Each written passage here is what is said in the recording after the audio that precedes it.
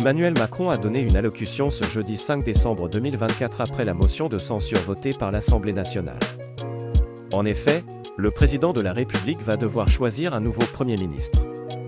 Emmanuel Macron a exclu l'idée de démissionner avant la fin de son mandat dans 30 mois. Il nommera, dans les prochains jours, un Premier ministre chargé de former un gouvernement d'intérêt général. BFM TV a donné des premiers éléments avant l'allocution d'Emmanuel Macron. L'allocution sera particulièrement courte, elle durera moins de 10 minutes. Et concernant le décor, celui qui a été choisi, c'est un décor bureau.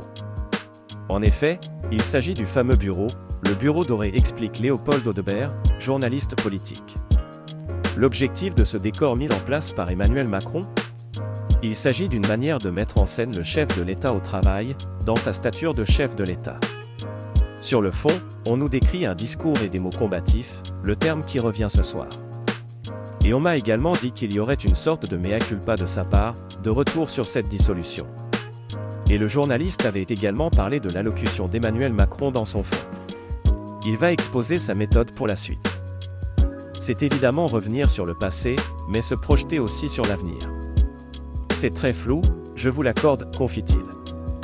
Est-ce que cela va dire qu'on va avoir des éléments sur la couleur politique ou le profil, le portrait robot de son futur Premier ministre, qui ne sera certes pas annoncé ce soir, mais en tout cas, le chef de l'État compte bien en 8-9 minutes, exposer vraiment son tracé pour les prochaines semaines.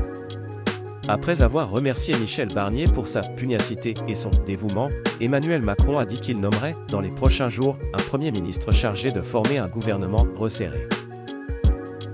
Ce futur chef du gouvernement, je le chargerai de former un gouvernement d'intérêt général représentant toutes les forces politiques d'un arc de gouvernement qui puisse y participer ou, à tout le moins, qui s'engage à ne pas le censurer.